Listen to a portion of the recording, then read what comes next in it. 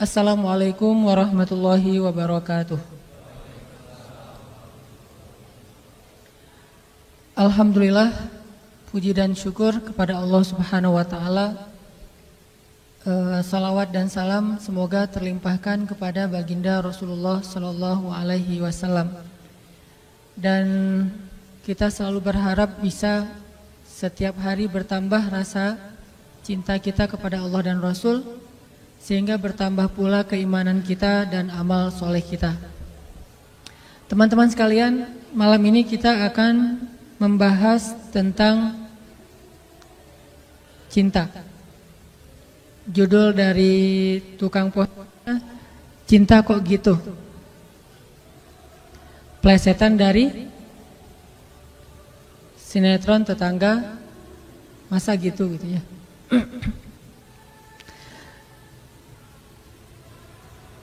Pernah ngerasa kapok nggak dengan cinta? Ini pertanyaannya nggak keren. Pernah merasa kapok karena cinta? Nggak pernah? Pernah jatuh cinta? Jatuh cinta atau jatuh hati? Tertarik dengan hati atau tertarik dengan hawa nafsu? Susah Ustaz ngebedain mah. Tertariknya karena hati atau tertariknya karena hawa nafsu? Bedanya apa? Kalau tertarik karena hawa nafsu, biasanya suka naik turunnya, fluktuatifnya itu akan sangat signifikan. Contoh kalau nyenengin, kita ekspresif, kita bahagia, kita. Tapi kalau lagi nyebelin, itu bisa juga buat kita nggak punya daya tahan. Kalau tertarik karena hati, pengennya selalu ngebahagiain, memberikan, melakukan sesuatu yang baik. Itu kalau tertarik karena hati. Kalau tertarik karena hawa nafsu, selalu mikirin apa yang udah diberikan buat saya. Kalau tertarik karena hati, selalu mikirin apa yang saya harus berikan kepada dia. Tapi itu bukan itu yang akan kita bahas. Itu mah udah basi ya, udah banyak yang bahas lah. Pakar-pakar cinta mah banyak di Indonesia. Baik yang nulis lirik-lirik lagu, yang buat puisi, yang bikin film, yang bikin buku, itu mah pakar-pakar cinta mah udah banyak. Walaupun banyak juga yang pakar cinta gagal dalam urusan cinta. Saya kepengen bahas malam ini tentang satu bentuk cinta yang makin bertambah cinta itu makin tough. Makin bertambah rasa cinta itu kita makin kuat kesabarannya. Makin bertambah rasa cinta itu kita makin jujur dan tulus dalam berbuat kebaikan. Makin bertambah rasa cinta itu kita makin bermanfaat buat orang banyak. Makin bertambah rasa cinta itu, kita makin berani berkorban. Makin bertambah rasa cinta itu, kita semakin khusyuk dalam sholatnya.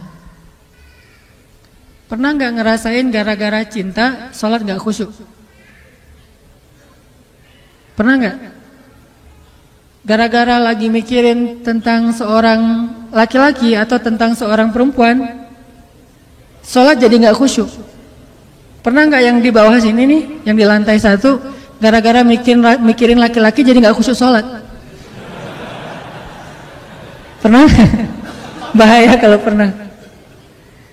Pernah nggak gara-gara mikirin cewek, ada satu sosok wanita yang kita banget, terus jadi nggak khusyuk sholat? Malu-malu? Kalau saya sih pernah, malah sering. Gara-gara mikirin perasaan kepada seorang cewek, jadi nggak nyaman sholatnya nih. Gara-gara habis ngelihat foto cewek, jadi nggak nyaman sholatnya. Saya mah sering banget kayak gitu.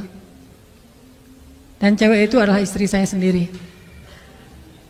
Kan enak ya, nggak perlu malu-malu. Makanya nikah. Gara-gara lagi ada masalah sama cewek yang kita sayangin, sholatnya nggak khusyuk. Malah agak-agak terkesan tell me gitu. Pas orang ngomong kita ya, tapi kita nggak konsen, lagi mikirin yang lain. Kenapa makin besar rasa cinta kita kepada seseorang itu kalau terganggu sedikit, buat kita nggak khusyuk di dalam sholat. Bahkan semakin besar dan menggebu-gebunya perasaan kita kepada seseorang yang belum halal, malah buat kita nggak khusyuk dalam sholat. Saya nggak percaya kalau ada orang yang bilang sejak ketemu dia saya jadi lebih khusyuk dalam sholat, bisa tahajud. Ini namanya talbis. Tahu talbis? Talbis itu kalau dalam bahasa kita tipu daya iblis. Dia bikin cinta yang terkesan syariat. Mana cinta yang terkesan syariat? Cinta yang dibumbui dengan nasihat untuk tahajud. Cinta yang dibumbui dengan nasihat untuk baca Quran. Cinta yang dibumbui dengan nasihat ikut taklim bareng yuk gitu. Nunggu di mana? Di persimpangan itu. Saya nggak bawa kendaraan, ya udah bareng aja. Masih mending kalau naik motor kelihatan orang, kalau naik mobil nggak kelihatan siapa-siapa. Belum lagi kaca-kacanya itu pada anti sensor ya. Nah ini awalnya sih pengen ikut taklim, pengen bangunin tahajud, tilawah Al-Quran. Udah sampai juz mana? Udah sampai juz 20. Kamu di mana? Dekat-dekatan kamu lah, nggak akan jauh, kayak gitu ya. Hebat ya, kamu dua berapa? 21. Kok bisa? Soalnya saya nggak baca juz 1 sampai 20, bacanya juz 21 doang. Di mana kamu, saya di situ. Ini artinya cinta-cinta yang dibumbui dengan religi. Saya nggak ngomong baik atau buruk, cuman cinta yang kayak gini nih biasanya agak-agak modus. Hanya ketika pacaran doang bisa kayak gitu. Udah selesai, nanti udah halal, udah nikah. Kalau dia bukan karena Allah, itu akan berubah. Pasti kayak gitu. Makanya kita akan bahas satu cinta yang makin nambah itu makin khusyuk sholatnya.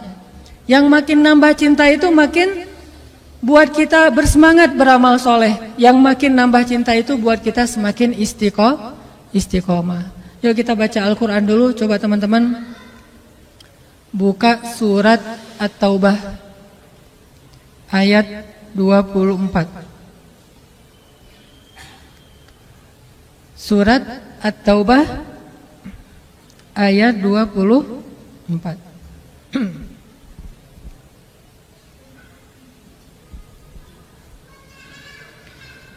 A'udzu billahi minasy syaithanir rajim.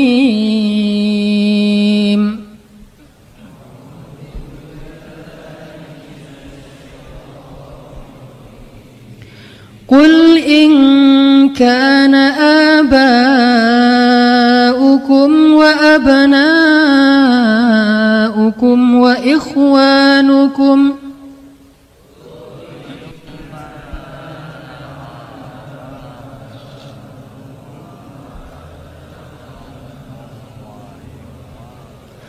وإخوانكم وأزواجكم وعشيرتكم وأموال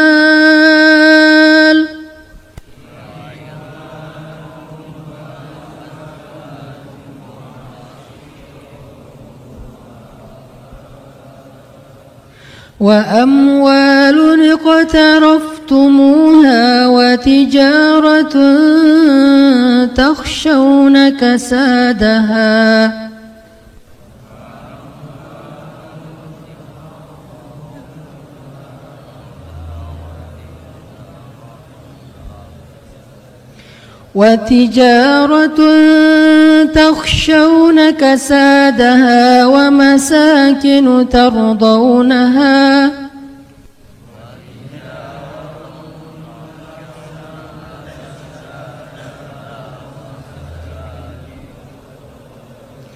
ومساكن ترضونها أحب إليكم من الله ورسوله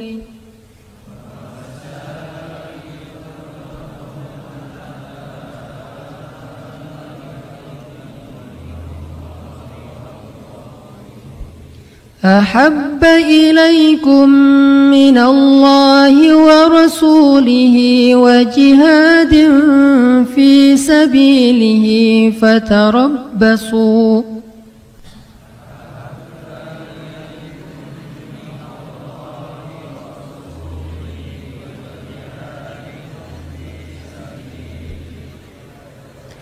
فتربصوا حتى يأتي الله بأمره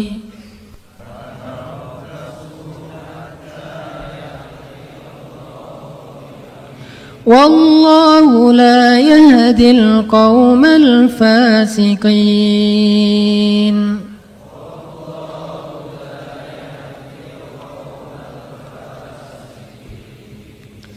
Katakanlah, jika ayah-ayah, anak-anak, saudara-saudara, istri-istri, serta keluargamu, harta kekayaan yang kamu usahakan, perniagaan yang kamu khawatirkan kerugiannya, dan tempat tinggal yang kamu sukai, lebih kamu cintai daripada Allah dan Rasul-Nya, dan dari berjihad di jalan Allah, maka tunggulah sampai Allah mendatangkan keputusannya kepadamu. Dan Allah tidak memberi petunjuk kepada orang-orang yang berbuat kefasikan. Shadaqallahul azim. Teman-teman yang dirahmati Allah Subhanahu wa taala, ayat ini menjelaskan kepada kita tentang resiko kalau kita mencintai sesuatu melebihi cinta kepada Allah dan Rasul. Pokoknya kata Allah di sini, nggak mungkin kalian akan bahagia kalau kalian mencintai sesuatu melebihi cinta kalian kepada Allah dan Rasul. Gak mungkin kalian akan dapat apa yang kalian inginkan kalau kalian mencintai seseorang atau sesuatu melebihi cinta kalian kepada Allah dan Rasul. Itu gak mungkin. Bukan hanya gak mungkin, bahkan Allah mengancam dengan sebuah ancaman, fatarabbasu, hati-hati kalian, kata Allah. Artinya gak boleh seorang hamba itu menduakan cintanya kepada Allah dengan cintanya kepada makhluk. Itu enggak boleh. Kalau dia mencintai makhluk, harus karena Allah. Kalau dia mencintai makhluk bukan karena Allah, Allah bilang fatarabbasu, hati-hati. Makhluk itu kata Allah bukan orang yang jauh. Makhluk itu kata Allah orang yang dekat dengan kita, orang yang layak kita cintai, dan tidak dosa mencintai mereka kecuali kalau bukan karena Allah. Orang tua, bukankah kewajiban seorang anak mencintai orang tua? Tapi kalau bukan karena Allah atau melebihi cintanya kepada Allah daripada cintanya kepada Allah, maka itu akan fatarabbasu, hati-hati kata Allah. Tunggu aja kata Allah. Ini tegas bahasanya, dan Allah meletakkan ayat ini di dalam surat At-Taubah. Dan salah satu di antara ciri khas dari surat At-Taubah isinya adalah tentang orang-orang munafik. Bisa jadi teman-teman, kalau kita mau jujur menilai diri kita mukmin apa enggak, coba lihat. Jangan-jangan cinta yang selama ini kita rasakan itulah yang menjadikan tanda-tanda kemunafikan pada diri kita. Kalau kita mau tahu saya ini mukmin apa munafik, salah satunya lihat aja dalam urusan cinta. Apakah kita mencintai seseorang atau sesuatu melebihi Allah dan Rasul? Atau sama pun gak boleh, apalagi melebihi. Kalau itu ternyata ada di dalam hati kita dan gak bisa dibuat-buat, dan kita nggak mungkin membohongi diri kita sendiri, berarti kita termasuk orang yang diancam di dalam surat Baro'ah, surat Munafikun. Kalau surat Al-Munafikun itu pendek, ini ada surat Munafikun lebih panjang daripada Al-Munafikun, yaitu surat At-Taubah, isinya tentang orang munafik. Dan Allah bilang nggak mungkin bahagia orang yang mencintai seseorang atau sesuatu melebihi cintanya kepada Allah dan Rasul. Kalau kita mencintai ayah dan ibu kita, harus karena Allah dan Rasul. Maksud karena Allah dan Rasul itu apa? Satu, karena emang perintah Allah dan Rasul. Kalau perintah Allah untuk tidak mencintainya, maka kita tidak mencintainya. Memang Allah pernah menyuruh hambanya untuk membenci orang tua? Atau membenci keluarganya? Membenci pasangannya? Membenci anaknya? Pernah di dalam perang Badar. Perang Badar itu bisa dibilang perang saudara yang sebenarnya. Seorang ayah berperang dengan anaknya. Ayahnya di pasukan kaum musyrikin, anaknya di pasukan kaum muslimin. Pamannya di pasukan kaum musyrikin, ponakannya di kaum muslimin. Saudara kakaknya di kaum musyrikin, adiknya di kaum muslimin, dan itu banyak. Salah satu yang terkenal adalah Abdullah bin Suhail. Ayahnya di barisan orang-orang Abu Jahal, anaknya di barisan Rasulullah SAW. Sehingga banyak yang terjadi adalah seorang ayah membunuh anaknya atau anaknya membunuh ayahnya. Dalam kondisi seperti itu Allah menyuruh membuang rasa cinta kepada keluarga, karena cinta kepada Allah lebih berharga daripada cinta kepada siapapun. Siapa mereka yang memusuhi kaum muslimin, yang menzolimi kaum muslimin, yang memfitnah kaum muslimin, yang memerangi kaum muslimin? Tetapi jika mereka hanya berbeda agama, tidak memerangi kaum muslimin, maka Allah menyuruh kita berbakti kepada mereka walaupun mereka beda pemahaman dan ideologi dengan kita. Ini namanya cinta karena Allah. Jangan mentang-mentang orang tua kita sama muslim sih, cuma mungkin beda pemahaman agama. Yang satu agamanya setelah belajar di taklim, yang satu lagi dulu belajarnya dan lebih banyak campuran budaya. Terus akhirnya kita jadi nggak mencintai lagi orang tua kita, banyak menghujat, banyak mendebat. Itu bukan karena Allah, walaupun alasannya agama, tapi itu bukan karena Allah. Allah tetap menyuruh kita untuk wala taqul lahuma uffin. Allah tetap menyuruh kita untuk wa'ashiruhunna bil ma'ruf, berbuat baik kepada istri kita, kepada anak kita, walaupun mereka mungkin belum menjadi orang yang taat. Karena itu beda lagi urusannya. Makanya cinta karena Allah itu pertama cinta karena perintah Allah. Siapa yang harus dicintai, siapa yang tidak perlu dicintai. Siapa yang kalau kita mencintainya berpahala, siapa yang kalau kita mencintainya malah berdosa. Ini cinta karena Allah. Bagaimana kalau kita mencintai idola-idola yang sebetulnya ketika kita mencintainya justru membuat hati kita terganggu, khusyuk kita jadi berkurang. Mencintai seseorang yang kemudian kita tiru perilakunya yang tidak baik, berarti bukan karena Allah. Cewek-cewek misalnya ikut konser seorang penyanyi yang keren, terkenal, lagi ngetop, udah gitu seksi lagi, suaranya bagus, suaranya tuh berat banget, kalau lagi main gitar tuh keren banget. Pas kita nonton konsernya histeris. Jangankan itu, histeris terhadap mayit suami aja dilarang ya. Boleh histeris terhadap mayit suami? Suaminya meninggal terus dia histeris, teriak-teriak, namanya kan meratapi mayit. Itu nggak boleh, termasuk dosa besar. Apalagi histeris terhadap manggungnya orang yang bukan siapa-siapa bagi kita. Itu lebih nggak boleh lagi. Nah ini cinta ini pasti bukan karena Allah. Dan kalau ini yang ada di dalam hati kita, pasti nggak akan pernah bahagia. Udah nggak berpahala, nggak ngebahagiain, nggak nambah amal soleh. Terus gimana terhadap yang kayak gitu-gitu mah? Biasa aja, nggak usah pakai perasaan. Flat. Kalau mau menikmati hiburan pun nikmatin aja, tapi nggak usah baper, nggak usah sampai nangis habis-habisan di bandara gara-gara nungguin Justin Bieber datang. Pas datang ternyata dia ngambil jalur lain, dia nangis-nangis. Sudah seharian saya itikaf di bandara nggak ketemu. Yang laki-laki juga kayak gitu. Artinya itu udah baper, udah mulai pakai perasaan, dan perasaan itu pasti akan mengganggu kekhusyuan kita dalam ibadah kepada Allah. Nggak akan bahagia kalau kayak gitu. Yang terjadi sekarang banyak kaum muslimin cintanya bukan lagi karena Allah. Dia tidak mencintai orang tuanya, padahal Allah menyuruh dia mencintai orang tuanya. Dia tidak lagi mencintai ulama, ngefans sama ulama, padahal Allah menyuruh dia mencintai ulama. Wa kunu ma'as shadiqin, kata Allah, dan tetaplah kamu, jadilah kamu, bersamalah kamu dengan orang-orang yang salih. Dia tidak lagi menjadikan para sahabat sebagai idolanya. Ini bukan karena cinta karena Allah. Ini pasti cinta karena hawa nafsu atau talbisul iblis, godaan setan. Makanya coba kita revolusi cinta kita. Revolusi cinta. Dari cinta yang karena hawa nafsu, karena hiburan, karena keren menurut kita, menjadi cinta karena Allah. Tapi tetap bisa menikmati hiburan, kekerenan, segala macam yang sifatnya masih mubah, silakan dinikmati. Tetapi jangan pakai perasaan, karena itu berbahaya. Sekedar hiburan aja, karena Allah juga nggak ngelarang kita berhibur. Dalam istilah hukumah ada yang wajib, ada yang sunnah, ada yang mubah, ada yang makruh, ada yang haram, kan gitu ya. Maka sebagian besar hiburan itu adalah yang mubah. Mubah itu artinya nggak dilarang, nggak disuruh. Secara pahala nggak berpahala, nggak berdosa, biasa-biasa aja gitu. Nggak nambah pahala, nggak nambah dosa. Kayak kita misalnya lagi nyanyinya masih lagu-lagu yang biasa dan kita nyanyi sendiri, apalagi gitu ya. Nyanyi sendiri atau dengar musik sesuatu yang masih wajar, bukan musik-musik yang dilarang.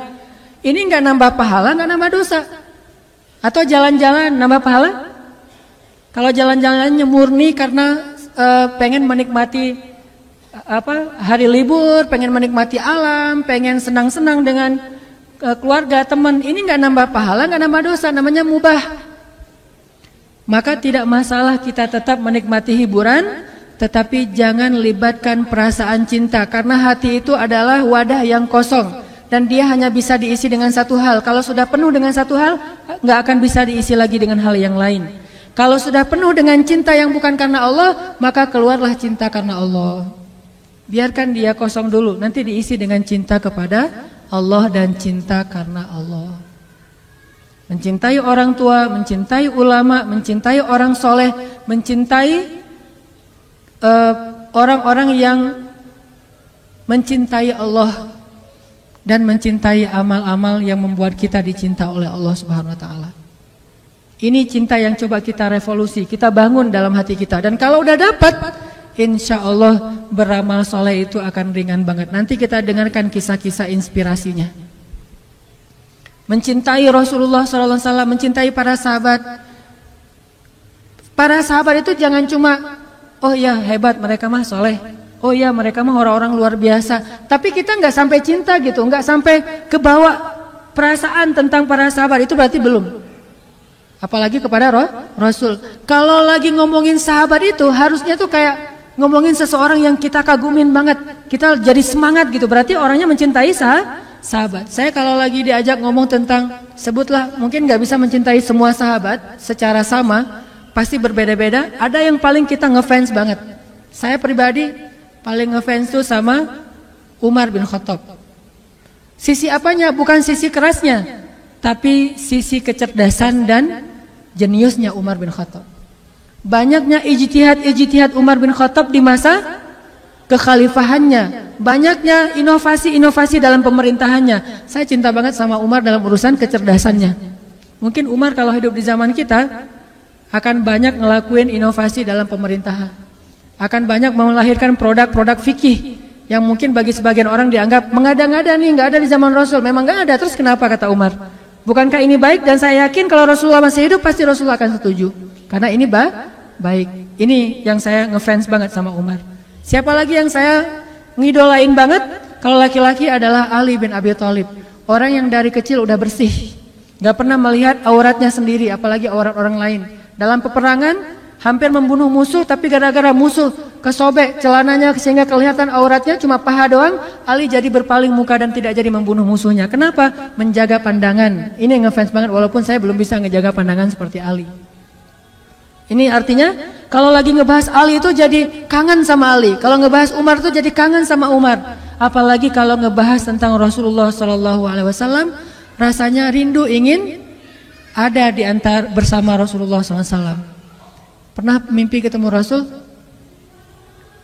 Berbahagialah teman-teman kalau yang pernah bermimpi ketemu Rasul. Walaupun kita nggak akan pernah ingat wajah Rasul, karena mustahil orang mengingat wajah Rasulullah kalau hanya ketemu dalam mimpi, mustahil. Kalau ada yang mimpi ketemu Rasul terus bisa menggambarkan sketsa wajah Rasul, itu adalah bisikan setan. Kalau mimpi ketemu Rasul, ketemu sih, cuma lupa wajahnya kayak gimana. Kata Nabi, siapa yang melihat aku dalam mimpi, maka dia seperti melihat aku dalam kenyataan. Siapa yang melihat Rasulullah dalam mimpi, berarti dia seperti melihat Rasulullah dalam kenyataan. Benar-benar ketemu dengan Rasulullah, seolah-olah dia menjadi salah satu di antara golongan sahabat Nabi. Siapa yang tidak bahagia masuk dalam golongan sahabat Nabi? Gimana caranya? Mimpi ketemu Rasul, dan itu nggak bisa dibuat-buat. Kalau nggak cinta, nggak mungkin mimpi. Saking cintanya, jadi kebawa mimpi. Dan itu butuh doa, butuh cinta, butuh usaha, butuh pengorbanan, sehingga nanti Allah akan memberikan kita hadiah mimpi ketemu Rasulullah SAW. Saya dulu pernah waktu kecil banget sebelum saya sering ikut musabaqah mimpi ketemu Rasul. Terus Nabi bilang gini, dia panggil nama saya tapi nama itu ada di KTP bukan nama yang Hanan Ataki ya. Cari aja nanti nama aslinya. Dia manggil Fulan, Fulan, kamu mah kalau bahasa kita kamu jangan tinggalkan Al-Quran, peganglah Al-Quran kata beliau.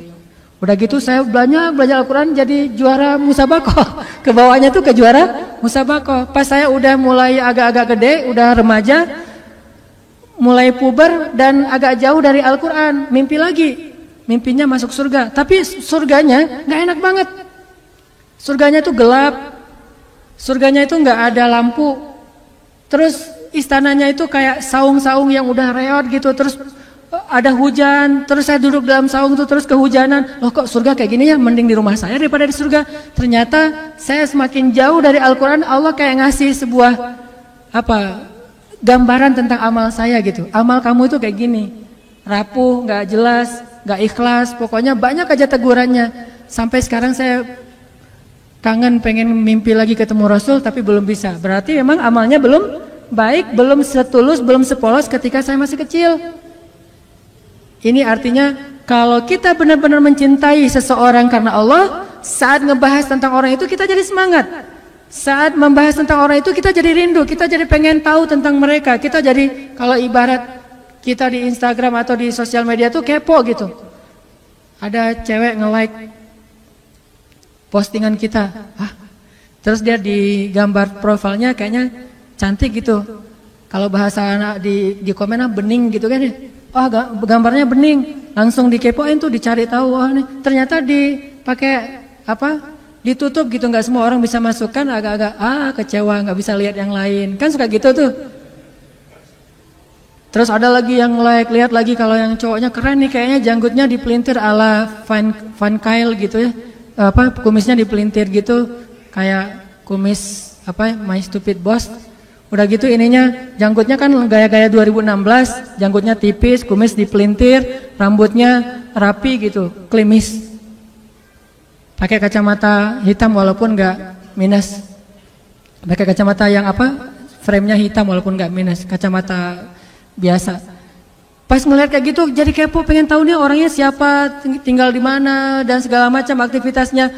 Ini karena kita mulai pakai perasaan penasaran gitu. Apalagi kalau udah ada hubungan, harusnya kita kepada Rasulullah keponya dengan membaca sirah Rasul, keponya dengan membaca hadis Rasul, keponya itu dengan cara mencari tahu tentang sosok Rasulullah itu kayak gimana. Makanya nanti setelah sholat Isya, saya pengen share beberapa kisah tentang bentuk cintanya para sahabat kepada Rasulullah. Itu tuh luar biasa. Kayaknya agak susah kita nirunya, tapi mudah-mudahan jadi penyemangat doang buat kita untuk bisa lebih belajar revolusi cinta, mencintai Allah dan Rasul melebihi apapun juga. Insya Allah nanti kita sharing cerita setelah selesai sholat Isya. Barakallahu bin Rabah, sahabat Nabi, merasa udah nggak kuat lagi tinggal di kota Madinah. Karena setiap kali Bilal datang ke masjid, maka Bilal akan melihat rumah Nabi di sebelahnya yang di dalamnya ada kuburan Rasul. Jadi kalau kita bentuk cintanya adalah kangen pengen ke Masjid Nabawi, kalau Bilal justru karena saking cinta udah gak kuat lagi berada di Masjid Nabawi. Karena orang yang dia cintai telah wafat. Sehingga sejak Rasulullah wafat, berkali-kali Bilal minta izin kepada Abu Bakar untuk ikut jihad dan gak pulang lagi ke Madinah, pengen tinggal di tempat yang lain. Tapi gak diizinkan oleh Abu Bakar, sampai akhirnya setelah sekian lama membujuk Abu Bakar bisa diizinkan, pergilah Bilal dan akhirnya Bilal tinggal di Syam. Kalau sekarang Suriah. Di sanalah Bilal menikah. Jadi selama ini dia asik dengan cintanya kepada Rasulullah sehingga gak sempat mikirin pernikahan. Jadi kalau masih ada yang ngerasa galau soal pernikahan, mending belajar mencintai Allah dan Rasul aja deh. Insya Allah gak akan galau lagi soal kapan nikah, gak apa-apa. Saya mah udah punya cinta yang besar, yaitu kepada Allah dan Rasul. Akan tersibukkan dengan sendirinya hatinya dengan cinta yang sebenarnya. Baru berangkat ke Syam. Sampai di Syam, Bilal menikah di sana.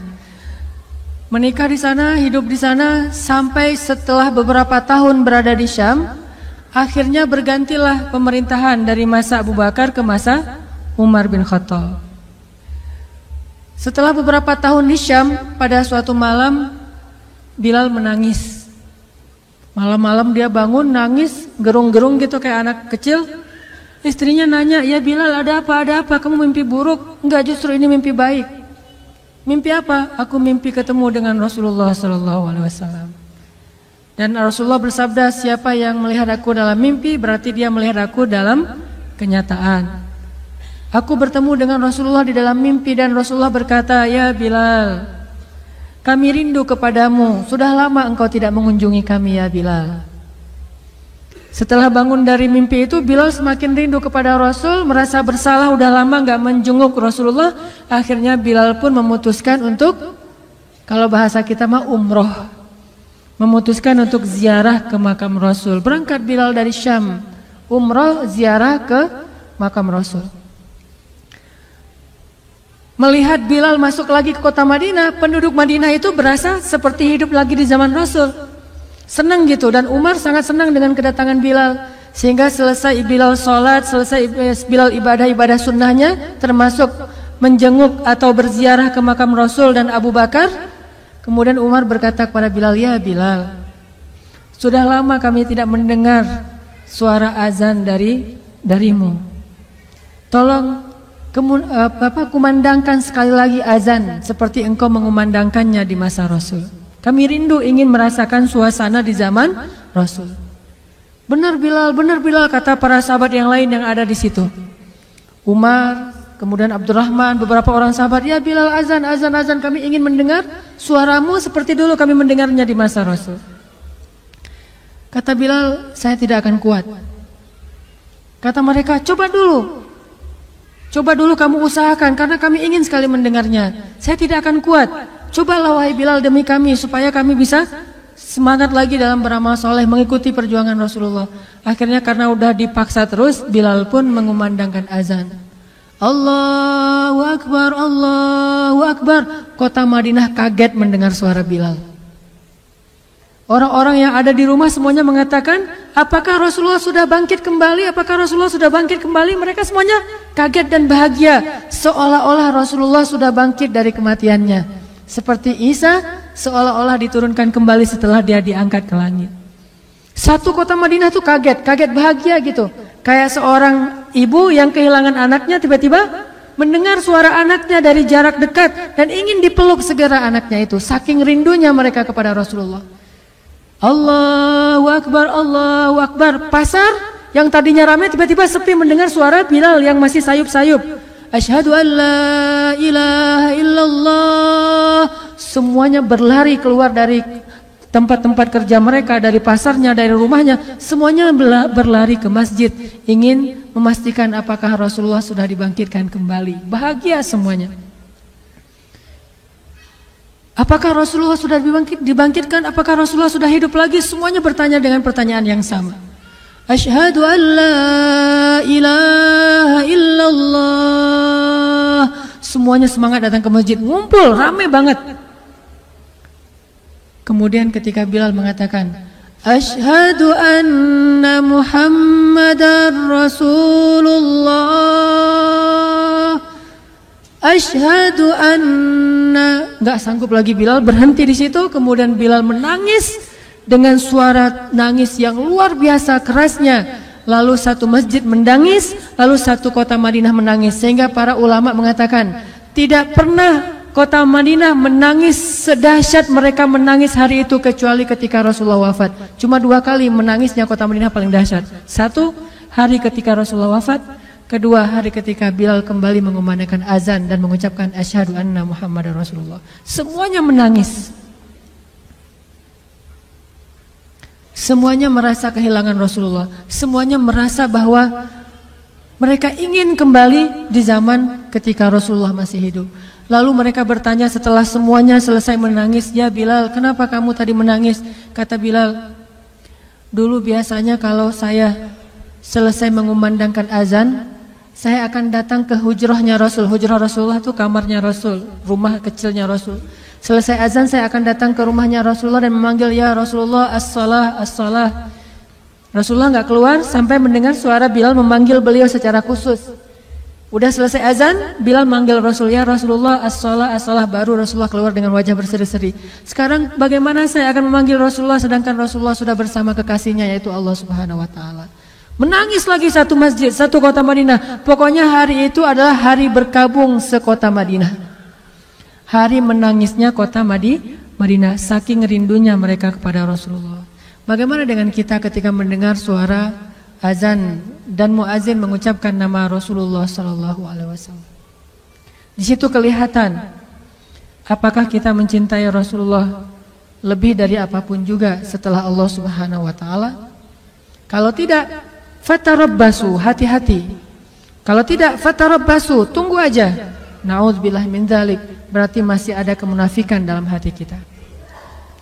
Bagaimana kita, apakah hati kita merasa gemetar, bergetar ketika kita mendengar suara seseorang mengatakan Muhammad sallallahu alaihi wasallam, Rasulullah sallallahu alaihi wasallam? Apakah hati kita bergetar seperti bergetarnya hati seorang kekasih ketika mendengar suara kekasihnya, nama kekasihnya disebutkan?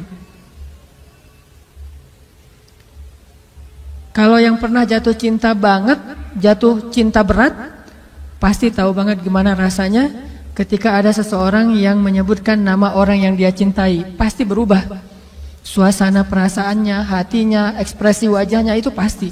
Kalau yang pernah merasakan cinta berat. Kalau yang belum pernah, ya tanya aja ke yang udah pernah. Itu pasti tuh. Namanya misalnya ditulis di mana? Saya pernah ya, pas saya lagi umroh, di hotel itu ada satu gate, nama gate-nya itu nama istri saya. Langsung saya fotoin, cekrek. Langsung saya send ke istri saya, ini nama kamu ada di gate yang masuk ke masjid. Namanya ada di gate salah satu hotel di Mekah. Pas saya baca itu kayak ada beda gitu dengan membaca gate-gate yang lain. Walaupun ada gate Abdul Aziz, King Fahad atau apa segala macam. Ini ada satu gate bukan di masjid sih. Kalau di masjid keren banget istri saya. Di hotel gitu, gate-nya itu menuju ke masjid, nama istri saya. Nama panggilan sayang saya kepada istri saya. Itu beda hasilnya, beda rasanya. Bagaimana ketika nama Rasulullah Sallallahu Alaihi Wasallam disebutkan? Apakah kita mencintai nama itu? Muhammad. Sehingga kita ingin memberikan nama itu kepada anak kita. Atau kita senang dipanggil Muhammad. Orang Arab kalau nggak tahu namanya pasti memanggilnya Muhammad, gitu kan? Bukan, saya bukan Muhammad, saya Hanan. Enggak, saya Muhammad. Nama saya Hanan, tapi saya cinta dengan Muhammad. Atau mereka manggilnya ya Abdullah. Kalau dipanggil oleh orang Arab Abdullah ya, jangan bilang saya bukan Abdullah. Abdullah, enggak, saya bukan Abdullah. Terus kita hamba siapa kalau bukan hamba Allah kan ya? Abdullah itu panggilan universal, semua manusia itu Abdullah. Dan secara akhlak kita harusnya senang dipanggil Muhammad, orang yang terpuji akhlaknya. Muhammad, alhamdulillah, mudah-mudahan sesuai dengan nama yang diberikan kepada saya. Walaupun nama aslinya bukan itu. Abdullah, ya saya Abdullah, nama saya Hanan gitu. Bukan saya bukan Abdullah, terus saya siapa? Kan gak mungkin kan? Semua kita adalah Abdullah. Begitulah cintanya Bilal, cintanya para sahabat kepada Rasulullah, rindu kepada Rasulullah SAW. Terus bagaimana cara kita sekarang mencintai Rasul sementara Rasulullah sudah nggak ada? Apakah hanya dengan menangis ketika mendengar namanya disebutkan dalam lantunan azan? Ada cara lain. Cara kita mencintai Rasulullah setelah Rasulullah tidak ada adalah mencintai para pewaris-pewaris Rasul. Al-ulama warasatul anbiya. Pewaris Rasulullah itu adalah para pembawa risalah dakwah dan para ulama. Ulamaul ummah, ulamanya umat kaum muslimin. Saya bukan ulama, saya hanya dai biasa. Dan saya sangat merasa berat jika dipanggil ulama karena nggak pantas banget. Nanti kalau teman-teman mau tahu siapa ulama, saya akan berikan rekomendasi, cintai dia. Dialah pewaris Rasul. Belajar mencintainya seperti sahabat mencintai Rasul. Belajar kangen bertemu dengannya seperti sahabat kangen bertemu dengan Rasul. Belajar dekat dengannya seperti sahabat dekat dengan Rasulullah. Itu bentuk cinta kita kepada Rasulullah kalau kita tidak lagi sezaman dengan Rasulullah. Mencintai pewaris-pewaris Rasul, para ulama. Cari para ulama itu dengan ciri-ciri yang diberikan oleh Rasulullah. Ciri ulama itu apa aja? Lalu cari orang yang memiliki ciri-ciri itu, cintai dia, kangen sama dia. Itulah bentuk cinta kita kepada Rasulullah SAW. Ini kisah Bilal. Ada lagi kisah yang lain. Kisah seorang sahabat kecil. Dulu pernah saya ceritakan sebelum ada pemuda hijrah. Yang waktu itu pesertanya masih sekitar 30 orang. Yaitu Abdullah bin Zubair.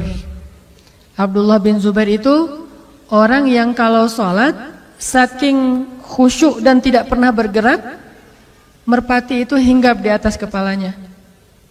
Jadi hinggap, dianggap itu batang kayu, sehingga merpati hinggap di atas kepala Abdullah bin Zubair. Itu nggak kebayang deh pokoknya. Kalau ada yang pernah kayak gitu itu luar biasa. Berarti solehnya itu udah setingkat Abdullah bin Zubair. Saya yakin belum ada di sini yang pernah sholat dihinggapi merpati. Tapi kalau sholat di EOI merpati mungkin. Saya pernah di Jeddah tuh, lagi jalan, kena pas di wajah lagi, pertanda sial kata teman saya. Kita paling-paling ya gitu doang. Kalaupun ada hewan lewat di depan kita, tapi sampai nyaman berada di atas pundak atau kepala kita, burung-burung kan, burung itu liar tuh. Artinya nggak mudah untuk bisa merasa nyaman di atas sesuatu. Kalau sampai merasa nyaman di atas kepalanya Abdullah, itu kebayang nggak tuh gimana sholat khusyuk yang luar biasa. Setelah selesai sholat, orang bilang, ya Abdullah, gimana caranya sholat yang sampai burung merasa nyaman hinggap di atas kepalamu? Malah Abdullah tanya, mana burung yang mana? Saking khusyuknya nggak ngerasa burung di atas kepalanya. Kalau kita, saya makan punya zikir khusus gitu. Udah mulai ada pengkultusan. Atau kalau kita nyamuk aja, banyak nyamuk tadi ya, sholat di sini mah nyamuk di kaki dia, kurang nggak ada autan, sofel apa segala macam. Kita nyamuk lewat aja sadar banget menghilangkan khusyuk. Abdullah merpati hinggap di atas kepalanya, ditanya gimana caranya, dia bilang merpati yang mana, nggak sadar tuh ada merpati. Saking khusyuknya. Abdullah bin Zubair, dia adalah anak pertama yang lahir di kota Madinah dari orang muhajirin. Anak pertama dari orang muhajirin yang lahir di kota Madinah. Artinya tahun pertama hijrah dia lahir. Berarti Rasulullah wafat usianya berapa?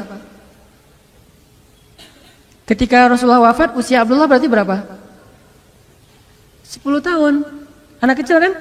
Baru kelas 4 SD, 10 tahun. Nah, ada adegan anak di bawah 10 tahun. Berarti ini adegan ini sebelum Rasulullah wafat. Berarti kurang dari 10 tahun tapi udah punya cinta yang besar kepada Rasulullah. Berbahagialah kalau kita punya anak yang cinta kepada Allah, cinta kepada Rasul, cinta kepada orang-orang soleh. Ini udah punya percikan-percikan kesolehannya Abdullah bin Zubair. Dan harus punya anak kayak gini. Makanya saya kemarin, walaupun saya nggak layak dicintai kayak gitu, tapi saya ngelihat sesuatu yang inspiring dari salah satu anak teman-teman kita di sini, yang dia kangen dengan ustadz yang menurut dia soleh, walaupun kenyataannya nggak soleh, cuma ya nggak apa-apa lah, husnuzan dia ya mudah-mudahan jadi kenyataan. Dia kangen dengan ustadz itu, pengen ketemu ustadz itu, udah lama nggak ketemu. Ini baik, sama kayak Abdullah bin Zubair yang mencintai Rasulullah SAW. Pasti usianya masih di bawah 10 tahun, karena Rasulullah wafat dia 10 tahun. Gimana bentuk cintanya? Suatu saat Rasulullah sedang bekam, keluarin darah. Ketika darahnya udah keluar, Rasulullah bilang ke Abdullah, tolong buang darah ini ke tempat yang nggak ada yang lihat, nggak ada yang tahu. Oh ya siap ya Rasulullah. Sami'na wa ata'na. Ambil darah itu, dia pergi lama, datang senyum. Kata Rasulullah, kamu buang di mana ya Abdullah? Saya buang ke tempat yang tidak ada yang tahu kecuali saya dan Allah dan saya. Hah? Di mana itu ya Abdullah? Rasulullah curiga. Terus Rasulullah tanya, ya Abdullah, kamu telan darahnya, kamu minum? Iya ya Rasulullah. Diminum sama dia coba. Darah Rasul diminum sama anak usia di bawah 10 tahun. Kenapa ya Abdullah? Ya Rasulullah, saya tidak rela setetes darahmu ini dinikmati oleh makhluk yang lain. Saya lebih pengen menikmatinya daripada yang lain. Daripada saya buang dinikmati sama semut segala macam, mending saya ya Rasulullah, karena saya mencintaimu ya Rasulullah. Coba lihat ekspresi anak kecil di zaman Rasul. Ditelan darah Rasulullah, dan darah bekam itu nggak sedikit, bisa 1 labuh tuh. Minimal setengah labu, nelan darah karena saking cintanya. Siapa yang ngajarin? Gak ada yang ngajarin, itu ekspresi aja. Karena emang dia cinta banget sama Rasulullah, gila dengan cintanya kepada Rasulullah, sampai akhirnya dia minum darah yang kalau bahasa kita darah kotor, tapi Rasulullah gak punya darah kotor. Diminum sama dia, terus Rasulullah kemudian mengatakan tidak akan dimakan oleh api neraka seseorang yang di dalam tubuhnya ada darah aku, yaitu Abdullah bin Zubair, salah satu yang dijamin tidak akan masuk api neraka. Lalu Rasulullah mendoakan Abdullah bin Zubair, mendoakan khusyuknya sholat, mendoakan syahidnya, sehingga dia meninggal dalam keadaan dibunuh, kemudian jasadnya digantung di Ka'bah. Kan ada tuh adegan di masa seorang penguasa yang sangat zalim, setelah masa Ali bin Abi Thalib, Abdullah bin Zubair dibunuh, kemudian jasadnya digantung di Ka'bah beberapa hari tapi tidak membusuk. Berharap ibunya Asma binti Abi Bakar, kakaknya Aisyah, mengambil jasadnya dengan memohon-mohon kepada si pembunuh. Setelah lama ditunggu, ibunya nggak datang-datang, membiarkan jasad anaknya tergantung. Akhirnya si pembunuh ini yang putus asa, datang ke Asma. Ya Asma, anak kamu sudah saya gantung, kok kamu nggak datang-datang? Kok kamu nggak bermohon kepada saya supaya saya turunkan jasad anakmu dan dikuburkan? Kata Asma, yang saya tahu bukan kamu yang telah mencelakakan dia, tapi dia yang mencelakakan kamu nanti di akhirat. Demi Allah, saya tidak akan menghinakan diri saya dengan cara memelas kepadamu untuk menurunkan jasad anak saya. Akhirnya diturunkan sendiri sama pembunuhnya, diturunkan, akhirnya diserahkan kepada keluarga. Abdullah bin Zubair, anak kecil, apa yang telah dia dapatkan dari Rasulullah SAW? Ilmu apa sehingga dia mencintai Rasulullah lebih daripada apapun? Bahkan dia rela meminum darah Rasulullah. Kemudian ada Abdullah yang lain, namanya Abdullah bin Umar, anaknya Umar bin Khattab, sniper ulama pula, banyak ilmu dan jago nembak, jarang meleset. Abdullah bin Umar pernah ketika suatu hari dalam jamuan makan bersama Rasulullah, biasanya yang di sebelah kanan Rasulullah itu Abu Bakar, kemudian Umar, kemudian orang-orang yang seniornya para sahabat. Kali ini di sebelah kanannya Rasulullah itu langsung duduk Abdullah bin Umar. Langsung dia masuk ke tengah-tengah sahabat, langsung duduk sebelah Rasulullah, nggak mau diganggu, udah gini di samping Rasulullah. Kemudian para sahabat heran, Abdullah kenapa kayak gitu? Anak-anak yang lain pada main, dia mah duduk di sebelah Rasulullah. Kemudian Rasulullah tersenyum, ya Abdullah, maukah kamu memberikan tempat ini kepada yang lebih tua? Kata Abdullah, tidak ya Rasulullah. Ke yang lain dia mau, ke Abdullah, tidak ya Rasulullah. Saking cintanya kepada Rasulullah, tidak ya Rasulullah. Kenapa ya Abdullah? Saya tidak rela makanan pertama yang engkau sentuh akan disentuh oleh orang lain sebelum saya. Saya ingin makanan yang disentuh oleh Rasulullah, roti yang disobek oleh Rasulullah, maka bekas sobekan Rasulullah, kalau perlu bekas minumnya Rasulullah dari gelas itu ingin diminum oleh Abdullah bin Umar. Kayak gitu ekspresi cintanya Abdullah kepada Rasulullah. Coba. Kenapa? Karena mereka tahu tidak ada yang lebih layak dicintai setelah Allah daripada Rasulullah. Ini yang kita coba belajar. Tidak ada yang lebih layak kita habis-habisan dalam urusan perasaan dan cinta kecuali Allah dan Rasulullah. Kemudian yang lain itu pun karena Allah dan Rasul. Sampai Nabi mengatakan, tidaklah beriman seseorang di antara kalian sampai dia mencintai aku melebihi cintanya terhadap dirinya sendiri. Umar datang, ya Rasulullah, aku mencintaimu seperti aku mencintai diri sendiri. Itu kan udah keren tuh. Kata Rasulullah, enggak cukup ya Umar. Terus bagaimana? Katakan aku mencintaimu melebihi cintaku kepada diriku sendiri. Ada yang kayak gitu? Banyak. Sahabat rata-rata kayak gitu. Makanya jangan gampang menghujat para sahabat. Kita dibandingkan mereka mah enggak ada apa-apanya. Cuma kita sedikit tahu cerita tentang mereka. Kalau kita tahu cerita yang banyak tentang mereka, kita akan sadar bahwa kita cuma debu dibandingkan kesolehan mereka. Salah satu yang cintanya luar biasa kepada Rasulullah itu adalah seorang ibu yang tidak disebutkan namanya dalam cerita ini. Ketika Rasulullah SAW pulang dari perang, dia bertanya, bagaimana dengan Rasulullah? Apakah Rasulullah selamat? Terus orang-orang mengatakan, ya ibu, ayahmu meninggal dalam peperangan ini, syahid. Dia bilang, bagaimana dengan Rasulullah?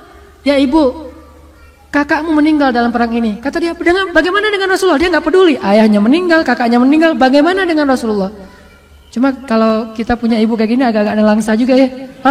Saya mah saya mah nggak ada apa-apanya gitu.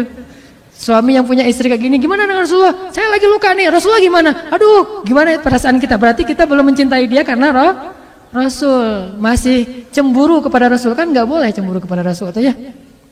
Dia mah ditanya, ayahmu meninggal, Rasulullah gimana? Kakakmu meninggal, Rasulullah gimana? Anakmu meninggal, 3. Ayahnya, kakaknya, anaknya meninggal dalam perang itu. Dia tanya Rasulullah gimana? Kemudian mereka mengatakan Rasulullah baik-baik saja dan tidak terluka. Lalu dia mengatakan selama Rasulullah baik-baik saja, musibah saya itu tidak masalah.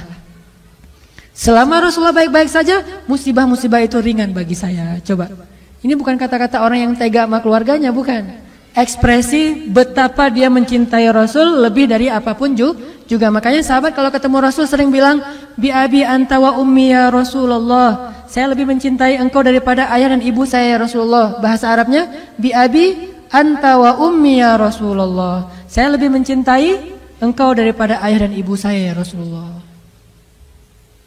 Ada lagi seorang perempuan disebutin namanya Ummu Umarah atau Ummu Imarah. Ummu Umarah ini salah satu prajurit Islam perempuan yang paling banyak berperang bersama Rasulullah, orang Ansar, bukan orang Muhajirin.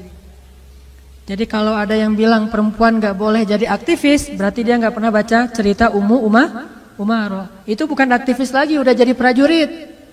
Kalau perempuan gak boleh jadi militer, berarti dia gak baca cerita Ummu Umarah. Perempuan jadi polwan, Ummu Umarah, tapi jangan polwan yang itu,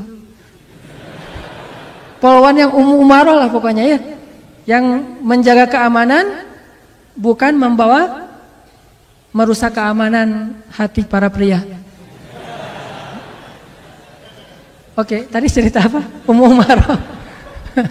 Ada yang bilang nggak boleh perempuan jadi aktivis, perempuan mah di rumah aja. Siapa bilang nggak boleh? Kalau dia bisa menjaga batasan-batasan sebagai seorang muslimah, maka kenapa tidak?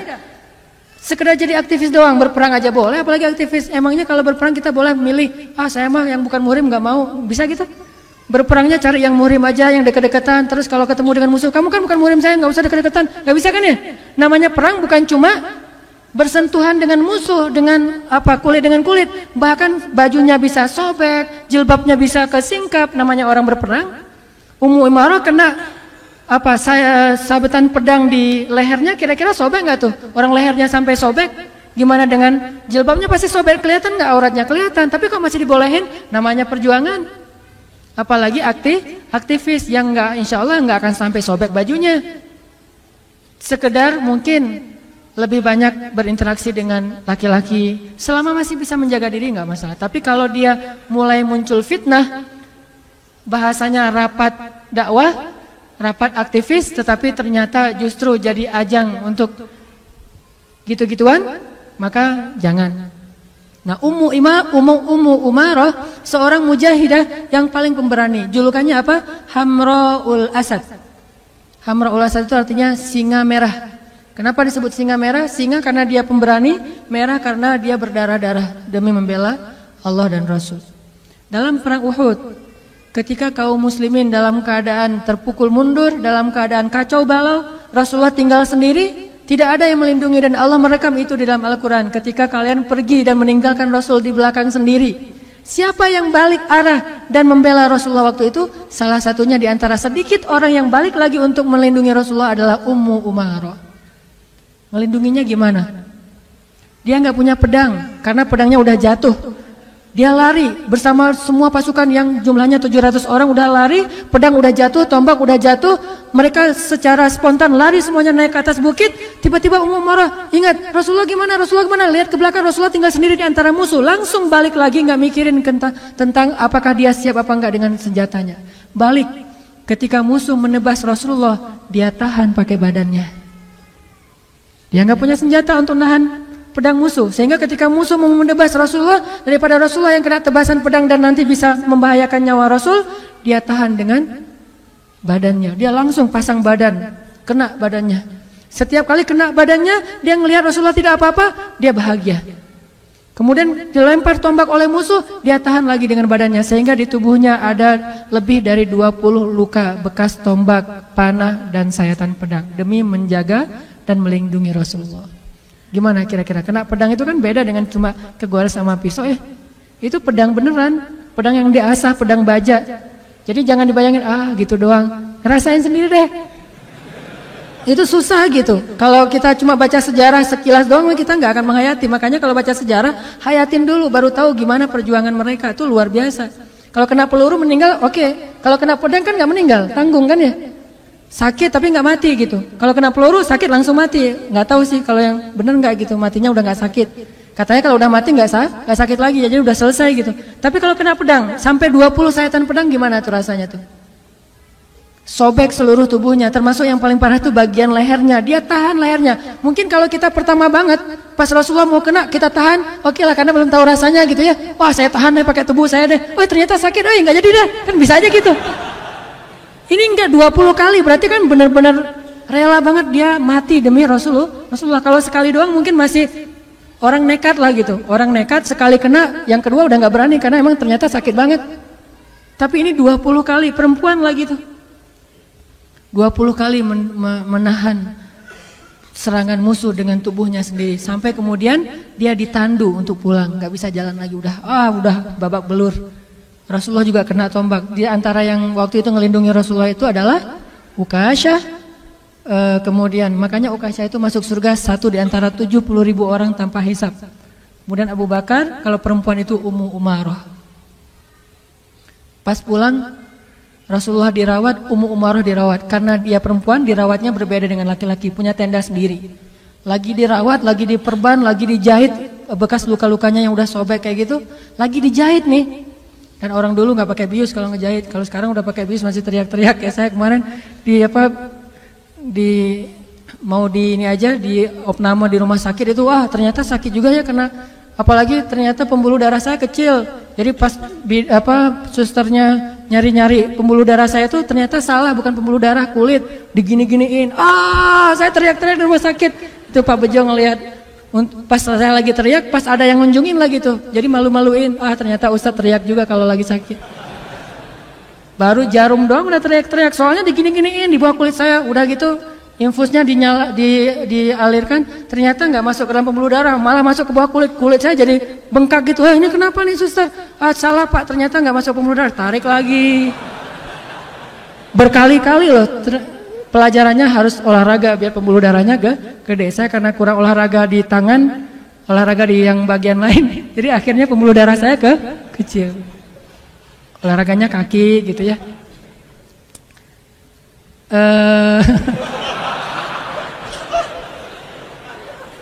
Astagfirullahaladzim. Terbawa suasana. Apa tadi? Ummu Umarah lagi dijahit gitu ya. Sobek tuh lukanya lagi dijahit. Maka Rasulullah bertanya bagaimana keadaan Ummu Umarah. Rasulullah khawatir dengan nasib Ummu Umarah. Akhirnya Rasulullah datang ke tendanya Ummu Umarah dan bertanya, "Assalamualaikum." Kan di luar tenda tuh. Jangan mentang-mentang merasa saya mah Rasul nggak akan kegoda, main masuk aja enggak. Rasulullah aja yang Rasul nahan. Assalamualaikum. Waalaikumsalam. Man, kata Ummu Umarah, siapa? Rasulullah. Langsung Ummu Umarah berdiri coba. Lagi diperban, lagi dijahit, lagi dalam keadaan sakarat kayak gitu. Pas tahu Rasulullah yang datang langsung berdiri, langsung nutup semua luka dia. Dia nggak mau Rasulullah tahu kalau dia itu luka parah. Sehingga Rasulullah jadi sedih. Kan gara-gara ngebelain Rasulullah dia kayak gitu kan. Nggak enak sama Rasulullah. Langsung dia berdiri sampai menetes darahnya dari jilbab dan sorban yang menutupi luka itu. Berdiri, ya Rasulullah, gimana keadaan engkau ya Rasulullah, gimana keadaan engkau? Rasulullah mengatakan, alhamdulillah saya baik-baik saja. Bagaimana kamu ya Ummu Umarah? Alhamdulillah saya masih sehat aja, nggak apa-apa ya Rasul, nggak apa-apa. Coba, bisa nggak kayak gitu? Susah banget tuh bisa kayak gitu tuh. Kalau kita pasti ya Rasulullah, udah lihat kan gimana pengorbanan saya. Pantas sih ngomong kayak gitu, cuma Ummu Umarah nggak mau ngomong kayak gitu. Ya Rasulullah nggak apa-apa, benar-benar nggak mau sama sekali memberatkan Rasulullah baik fisiknya ataupun perasaannya. Kemudian Rasulullah bertanya, ya Ummu Umarah, apa yang kamu harapkan dari semua pengorbanan ini? Kemudian Ummu Umarah baru mengatakan, ya Rasulullah, cuma satu yang saya harapkan, doakanlah saya agar saya menjadi tetanggamu di dalam surga. Selalu kayak gitu. Doakan saya agar menjadi tetanggamu di dalam surga. Kalau kita, ya Allah saya udah tahajud, mana nih kok usaha saya nggak beres-beres nih. Belum tahajudnya, belum istiqomah, baru beberapa hari udah ngomongnya kalau minta, boleh minta, pasti mintanya usaha, jodoh, ya gitu-gitu aja tuh. Coba kalau kita, di zaman kita itu ada Rasulullah. Terus kita tahu Rasulullah itu doanya mustajabah, kira-kira yang akan kita minta apa? Gak usah jauh-jauh. Jawabannya ada di dalam doa kita. Yang paling sering kita doain itu apa? Ya itu yang kita minta. Rata-rata doa-doa kita, gak kita sih, saya aja. Doa-doa saya tuh rata-rata ya tentang dunia. Masalah keluarga, masalah pekerjaan, masalah harta, masalah bahagia, masalah-masalah dunia aja. Ujung-ujungnya akhirnya cuma Rabbana atina fid dunya hasanah. Tapi Ummu Umarah meminta murafaqataka fil jannah. Saya ingin menjadi tetanggamu di dalam surga ya Rasulullah. Rasulullah berdoa, ya Allah berkahilah Ummu Umarah, berkahilah keluarga Ummu Umarah dan jadikan mereka min ahlil jannah. Tahukah kita Ummu Umarah punya anak dan salah satu di antara anak laki-lakinya yang juga ikut berjihad bersama Ummu Umarah, bersama ibunya, bersama ayahnya, suatu saat ditangkap oleh musuh. Musuhnya adalah seorang nabi palsu. Kalau nggak salah Musailamah Al-Kadzab. Di zaman Abu Bakar As-Siddiq ketangkap sama nabi palsu, kemudian potong kecil-kecil. Ya. Mulai dari jempolnya dimutilasi, terus juga kakinya, kemudian lututnya, kemudian jarinya, kemudian tangannya, kemudian lengannya, satu persatu dimutilasi sama musuhnya. Kenapa dimutilasi? Siksaan. Pengen nguji, pas ditangkap sama musuh di antara banyak pasukan kaum muslimin, ketahuan ternyata ini anaknya Hamraul Asad, anaknya singa betina yang disebut dengan Hamraul Asad, singa merah. Maka musuh ini menjadi penasaran, apakah kamu setangguh ibumu? Apakah kamu sekuat ibumu? Apakah kamu sesabar ibumu? Akhirnya kalau kamu seorang anaknya Ummu Umarah, sekarang kita uji, benarkah kamu anak Ummu Umarah? Akhirnya diuji. Kalau kamu udah nggak sabar, maka bilang saja bahwa kamu mengakui saya sebagai nabi setelah Muhammad. Tapi dia nggak mau berucap apapun kecuali la ilaha illallah Muhammad Rasulullah, la ilaha. Sampai akhirnya tubuhnya dimutilasi habis, potong-potong dan ditaruh di dalam karung, dikirimkan kepada Ummu Umarah. Musailamah Al-Kadzab. Akhirnya Ummu Umarah bersedih, minta izin kepada Abu Bakar untuk bisa berjihad lagi. Abu Bakar mengizinkan, lalu dia pun membunuh Musailamah Al-Kadzab. Dalam perang itu Ummu Umarah kehilangan satu lengannya. Sejak saat itulah baru Ummu Umarah pensiun dari jihad. Karena lengannya sudah hilang satu, kepotong dalam peperangan. Ini orang luar biasa. Kalau di zaman dulu mungkin ada istilah cunyadin, orang-orang yang kayak gitu yang hidupnya di medan perang. Setelah dia tangannya kepotong, udah nggak bisa berjihad lagi, dia sedih. Dia katakan, ya Rasulullah, betapa rindunya aku kepadamu ya Rasulullah. Betapa rindu aku kepadamu, nangis setiap hari sampai akhir hayatnya dia meninggal dalam keadaan tersenyum karena berpikir insya Allah sebentar lagi saya akan ketemu dengan kekasih saya Rasulullah SAW. Ummu Umarah. Kelelahan apa yang sering kita keluhkan untuk mengikuti ajaran Rasulullah SAW, sementara Ummu Umarah bahkan tidak mengeluh dengan puluhan luka di tubuhnya. Kelelahan apa yang kita keluhkan untuk berjuang dan melanjutkan perjuangan dakwahnya Rasulullah SAW. Lalu mana bukti bahwa kita mencintai Rasulullah lebih dari diri kita sendiri? Belajar dari Ummu Umarah, dia perempuan, harusnya kita laki-laki bisa lebih dari itu. Ada satu lagi, seorang sahabat yang mencintai Rasulullah itu dengan cara unik. Ini terkenal. Mencintai Rasulullah itu dengan cara namanya Ukasyah. Ketika Rasulullah sakit keras, Rasulullah bertanya, siapa di antara kalian yang pernah saya sakiti, pernah saya zolimi, pernah saya cela, sekarang balas. Saya nggak mau meninggal dalam keadaan masih punya hutang. Ukasyah berdiri, ya Rasulullah, saya pernah engkau pecut. Ketika engkau ingin memecut kendaraanmu, nggak sengaja mungkin kena di punggung saya Rasulullah. Oh ya udah ya Ukasyah, ambil hakmu sekarang, pecut saya Ukasyah. Lalu Rasulullah memerintahkan kepada sahabat mengambil alat untuk memecut. Udah gitu dihadirkan di hadapan Rasulullah, Ukasyah mengambilnya, kemudian Ukasyah mengatakan, ya Rasulullah, waktu itu saya tidak pakai baju. Para sahabat biasa nggak pakai baju, soalnya mereka miskin-miskin. Maka saya memohon sekarang Rasulullah juga nggak pakai baju. Padahal Rasulullah lagi panas tinggi itu, dalam keadaan sakit keras sebelum beliau wafat. Para sahabat udah sebel banget sama Ukasyah, kok bisa-bisanya nih orang dijamin surga tapi ngomongnya gini gitu. Akhirnya para sahabat bilang, ya Ukasyah, udah gila kamu, ya Ukasyah, kamu sudah kehilangan akalmu, kenapa kamu melakukan Rasulullah kayak gitu? Rasulullah mengatakan, biarkan, ini hak dia. Akhirnya Rasulullah membuka bajunya dan mempersilahkan Ukasyah untuk memecut punggung beliau.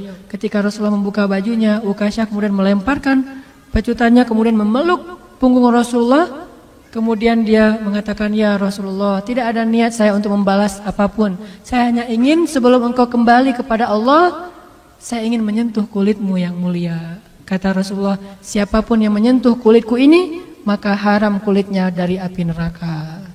Cara cintanya itu agak-agak unik emang. Makanya sekarang ada orang yang mengekspresikan cinta kepada Rasulullah dengan bersolawat. Ada yang mengekspresikan cinta kepada Rasulullah dengan berjuang dalam dakwah. Ada yang mengekspresikan cinta kepada Rasulullah itu dengan ihya sunnah, menghidupkan sunnah Nabi. Ada yang mengekspresikan cintanya kepada Rasulullah itu dengan membuat syair-syair tentang Rasulullah. Dan para sahabat pun membuat syair tentang Rasulullah, walaupun bukan itu saja ekspresi cinta mereka. Katakanlah mungkin kalau di Arab itu ada lagu Laukana bainanal habib ladanal qasi wal qarib. Seandainya kekasih itu ada di antara kita, pasti semuanya akan nyaman. Kalau di Indonesia ada lagu Rindu kami padamu ya Rasul. Itu ekspresi cinta. Ada yang mengekspresikannya dengan syair-syair yang tidak dinyanyikan tetapi dibacakan. Ada yang mengekspresikannya dengan memperingati Maulid Rasulullah. Ini semuanya ekspresi cinta dan tidak ada batas dalam mengekspresikan cinta, asal tidak melanggar agama Allah Subhanahu wa taala. Bukankah para sahabat mengekspresikan cintanya tidak diajarkan oleh Rasulullah? Apakah Ukasyah disebut bid'ah dengan cara mengekspresikan cintanya dengan memeluk tubuh Rasulullah? Ya Ukasyah ini bid'ah, saya nggak pernah ngajarin. Nggak pernah Rasulullah bilang kayak gitu. Namanya orang mengekspresikan cintanya kan ya. Begitu juga dengan tadi Abdullah bin Zubair meminum darah. Bukankah darah itu sesuatu yang haram? Tetapi dia minum dan khusus untuk Rasulullah ada pengecualian. Dan Rasulullah nggak mengatakan bahwa ini tidak pernah saya ajarkan. Kenapa kamu lakukan wahai Abdullah? Tidak, itu ekspresi cinta. Selama tidak melanggar syariat, ekspresikan cinta kita dengan cara-cara yang baik. Saya pribadi, walaupun mungkin cinta saya kepada Rasulullah jauh dibandingkan sahabat kepada Rasul, tapi saya mencoba untuk mengekspresikan cinta saya itu dengan berjuang dalam gerakan dakwah, walaupun dakwahnya masih kecil-kecilan.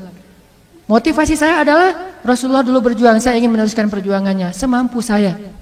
Inilah ekspresi cinta kita kepada Rasulullah SAW.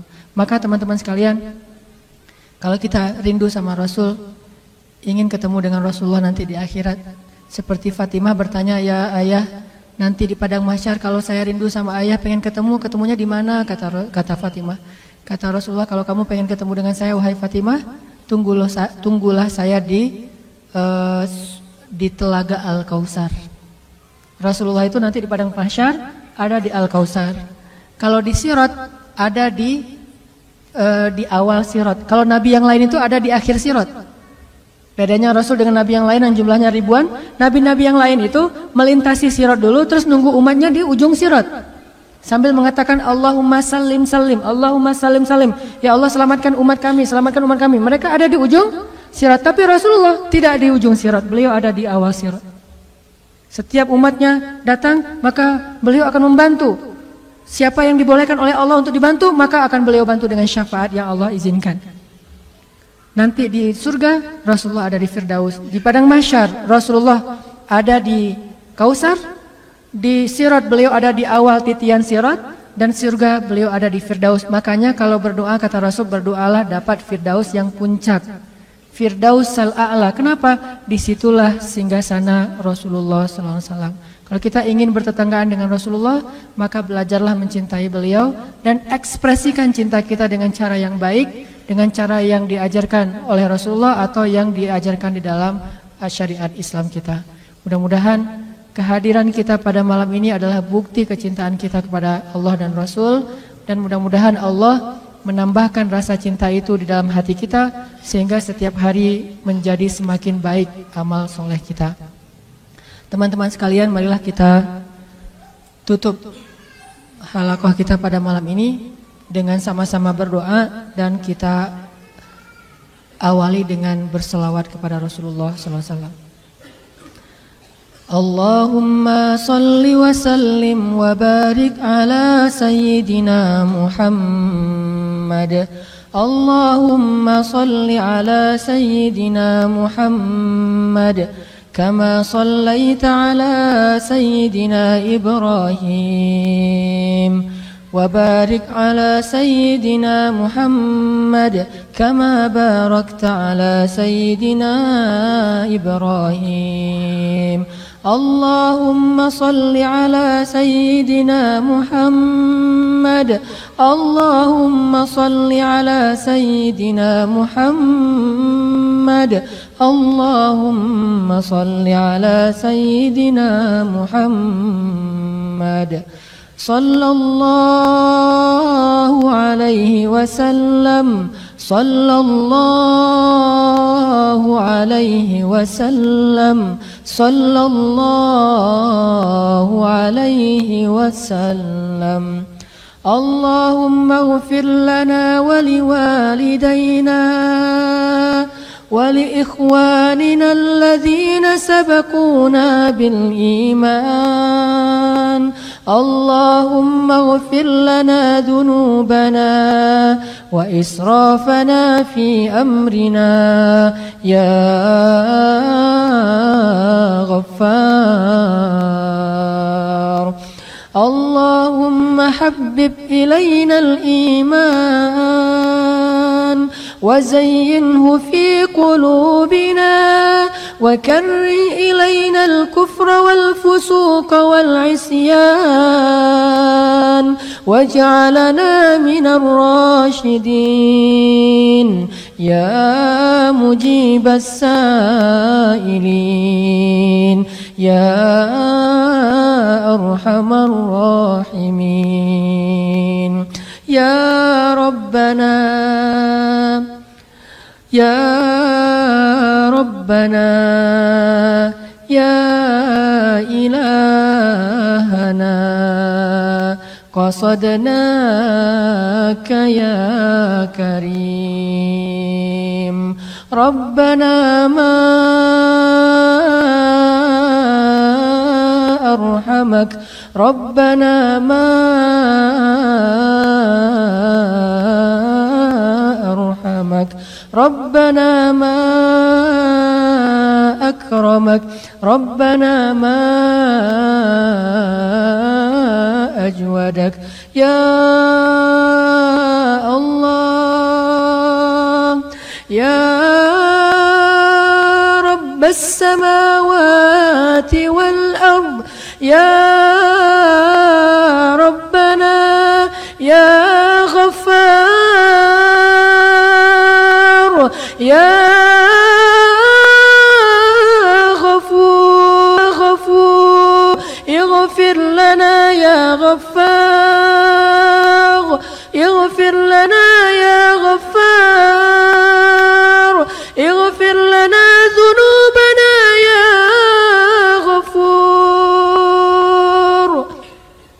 وإن لم تغفر لنا وترحمنا لنكونن من الخاسرين فإن لم تغفر لنا فمن يغفر الذنوب إلا أنت يا الله يا الله يا الله يا الله يا الله يا الله يا الله يا الله أجب دعاءنا يا الله أجب دعاءنا يا الله وتقبل منا يا الله قصدناك يا كريم قصدناك يا رحيم قصدناك يا شكور قصدناك يا رب العالمين يا الله Ilahana, ya Rabbana, hanya kepada Engkau kami memohon segala permintaan ya Allah. Kami sadar tidak ada gunanya kami meminta kepada selain Engkau ya Allah. Meskipun mereka mencintai kami, tetapi mereka tidak memiliki segala sesuatu seperti yang Engkau miliki ya Allah. Semua kami ini fakir di hadapan-Mu ya Allah, dan Engkau maha kaya ya Allah. Kami ini lemah di hadapan-Mu dan Engkau maha perkasa ya Allah. Kami hina dina di hadapan-Mu dan Engkau maha mulia ya Allah. Kami rendah di hadapan-Mu dan Engkau maha tinggi ya Allah. Kami hanya hamba di hadapan-Mu dan Engkau penguasa alam semesta ya Allah. Ya Rabbana, Sepenuhnya kami adalah milik-Mu ya Allah. Diri kami dan hati kami adalah milik-Mu ya Allah. Hidup kami adalah milik-Mu ya Allah. Sesungguhnya kami semua adalah milik-Mu ya Allah. Dunia dan akhirat adalah milik-Mu ya Allah. Hidup dan mati adalah milik-Mu ya Allah. Dan kami tidak akan kembali kecuali kepada-Mu ya Allah. Dalam keadaan baik atau dalam keadaan buruk ya Allah, pasti semua akan kembali kepada-Mu ya Allah. Inna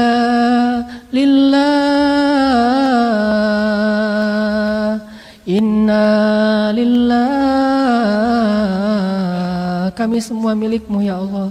Wa inna ilaihi raji'un, dan pasti kami semua akan kembali kepada-Mu. Pasti ya Allah, kami akan kembali kepada-Mu ya Allah. Tidak ada keraguan sedikit pun, pasti kami akan kembali kepada-Mu ya Allah. Cepat ataupun lambat, sekarang ataupun nanti, hari ini ataupun esok, ataupun suatu saat, pasti kullu nafsin za'iqatul maut. Semua kami pasti akan merasakan kematian yang pernah dirasakan orang-orang sebelum kami ya Allah. Sesoleh para anbiya pun akan wafat ya Allah. Dan sedurhaka Fir'aun juga akan mati, dan semua dikembalikan kepada-Mu ya Allah.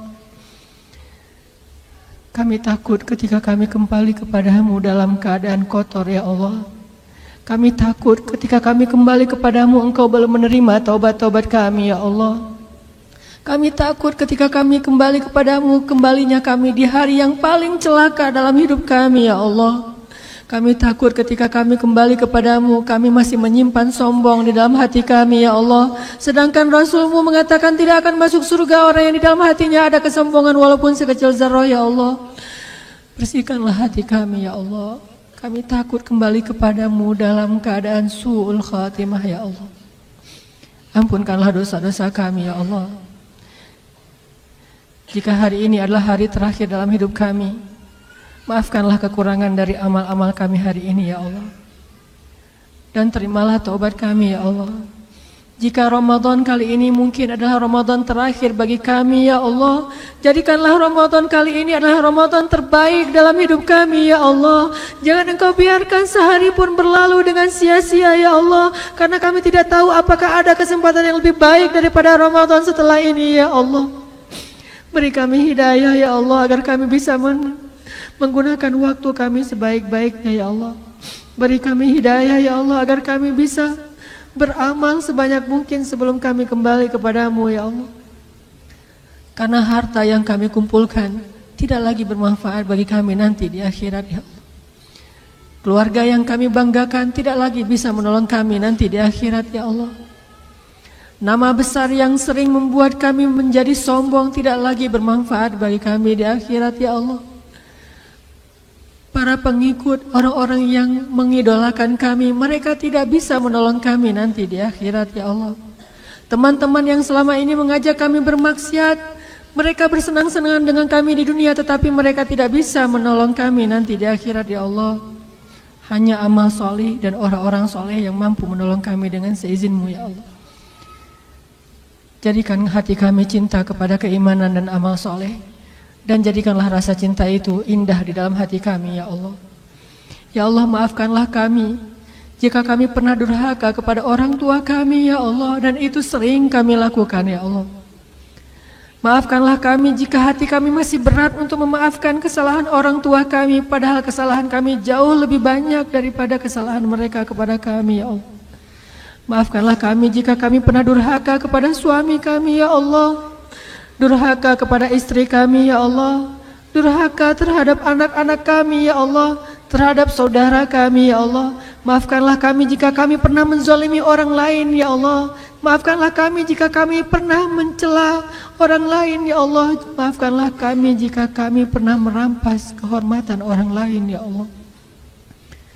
Astaghfirullah, astaghfirullah, astaghfirullah, astaghfirullah, astaghfirullah, Rabbal baraya,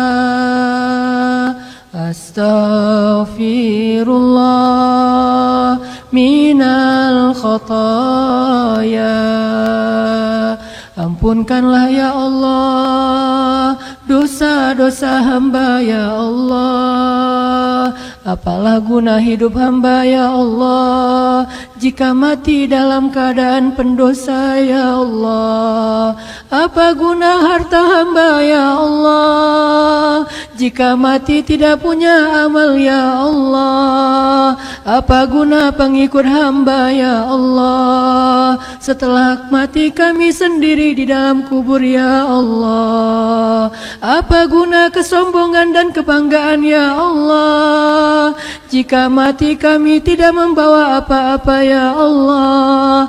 Apa guna dunia dan seisinya ya Allah jika kekekalan hanya ada di akhirat ya Allah. Sadarkanlah hati kami ya Allah. Jangan biarkan kami tertipu oleh dunia ya Allah. Jangan biarkan kami silau dengan fata morgana ya Allah. Jangan biarkan hidup kami sia-sia ya Allah. Jangan biarkan waktu kami sia-sia ya Allah. Lindungilah hamba-Mu ya Allah. Kami berserah diri kepadamu ya Allah. La haula wa la quwata illa billah. La haula wa la quwata illa billah. La haula wa la quwata illa billah. Ya Allah, sampaikanlah salam rindu kami kepada Rasulullah. Sampaikanlah salam rindu kami kepada keluarga Rasulullah. Sampaikanlah salam rindu kami kepada para sahabat, khususnya kepada Bilal bin Rabah. Ya Allah, jadikanlah hati kami mencintai Rasul seperti lembutnya hati Bilal dalam mencintai Rasulullah SAW. Rabbana atina fid dunya hasanah wa fil akhirati hasanah wa qina adzabannar. Subhanakallahumma wa bihamdika asyhadu an la ilaha illa anta astaghfiruka wa atubu ilaik. Assalamualaikum warahmatullahi wabarakatuh. Sehingga Nabi mengatakan, seandainya Allah memberikan hidayah kepada seseorang lewat kamu, itu lebih baik daripada humurin ni'am, semua nikmat di dunia. Lebih baik daripada nikmat di dunia kalau ada satu orang yang dapat hidayah melalui kamu. Makanya teman-teman, saya pengen menyemangati teman-teman untuk dakwah, terutama dakwah hijrah. Kalau dakwah hijrah berarti segmennya bukan yang udah hijrah. Kalau yang udah hijrah itu namanya dakwah tarbiyah, membina, mendidik. Sedangkan kalau dakwah hijrah berarti dakwahnya dengan segmen yang murni belum hijrah. Bahkan yang masih fobia terhadap Islam, yang masih takut terhadap Islam, yang kemarin gak mau datang 212, bahkan dia benci kepada yang datang 212. Mereka bukan musuh kita, mereka target dakwah kita.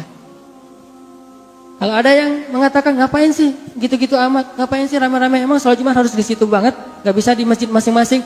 Dia bukan musuh kita, mereka adalah market dakwah kita. Kalau mereka belum mau ikut, berarti kita masih punya PR nih. Daripada kita berorasi mengatakan yang gak ikut itu munafik, yang ikut itu mukmin haqqa, ini memecah belahkan di antara kaum muslimin, maka kita berdakwah kepada mereka. Tapi treatment berdakwah kepada mereka sangat berbeda dengan treatment dakwah tarbiyah. Sangat berbeda. Dan kita harus sabar dengan banyak perubahan. Saya kalau di taklim itu ada yang datang belum pakai jilbab, saya bahagia. Berarti kena dakwahnya nih. Kalau yang datangnya udah jilbab, udah cadar, insya Allah ini udah soleh dari dulu. Tanpa saya pun mudah-mudahan ada ustadz lain seperti Ustadz Rifki yang ilmunya lebih banyak yang bisa mentarbiah mereka. Kalau saya mentarbiah mungkin pas-pasan ilmunya, sehingga saya mencari mana nih yang benar-benar belum hijrah. Sehingga kalau dia datang dengan pakaian kantornya, kan taklim kita habis maghrib, rata-rata pulang kantor jam 5, dengan pakaian kantornya masuk ke masjid, canggung-canggung itu kelihatan orang yang belum pernah ke masjid. Pas masuk ke masjid, nih gimana caranya nih, masuknya gimana, kaki kanan atau kaki kiri, gitu aja dia masih bingung. Pas sudah masuk, mukenanya habis, akhirnya dia duduk dengan pakaian kantornya. Kita tidak mengucilkan dia, kita tidak memarahi dia, kita tidak menganggap dia menistakan masjid, karena itulah kemampuan dia. Dan saya bahagia kalau ada yang seperti itu yang datang, daripada pulang kantor mereka ke klub, pulang kantor mereka swimming pool, dan saya ngelihat banyak di tempat-tempat hiburan mereka pulang kantor pada mungkin vaping, maka lebih baik mereka ke taklim walaupun belum sempurna.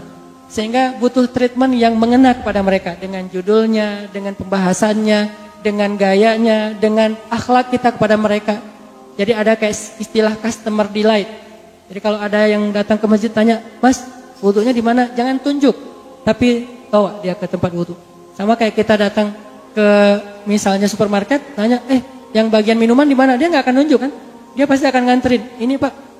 Maka harusnya masjid lebih baik daripada supermarket, daripada kafe, daripada hotel. Customer delight-nya harus jauh lebih sopan. Ketika ada yang nanya, tempat wudunya Ikhwan di mana ya? Oh ya, mangga saya anterin. Diantarkan, bukan di sana, sebelah sana, dan segala macam. Kalau ada yang salah masuk dimarahin. Bahkan ada seorang anak muda yang datang ke masjid, sholat, dan celananya sobek-sobek, dimarahi sama jamaah tetap masjid. Kamu sholat tapi nggak menjaga adab, nggak ada akhlaknya, nggak pakai sarung segala macam. Kemudian dia mengatakan, "Pak, saya sudah capek hidup dimarah-marahin di jalan. Saya pengen cari ketenangan di dalam masjid. Saya kira bisa tenang. Ternyata kalau kayak gini juga, mending saya balik lagi ke jalan." Ini kisah hijrah orang-orang yang baru mengenal Islam. Walaupun KTP-nya dari kecil sudah Islam.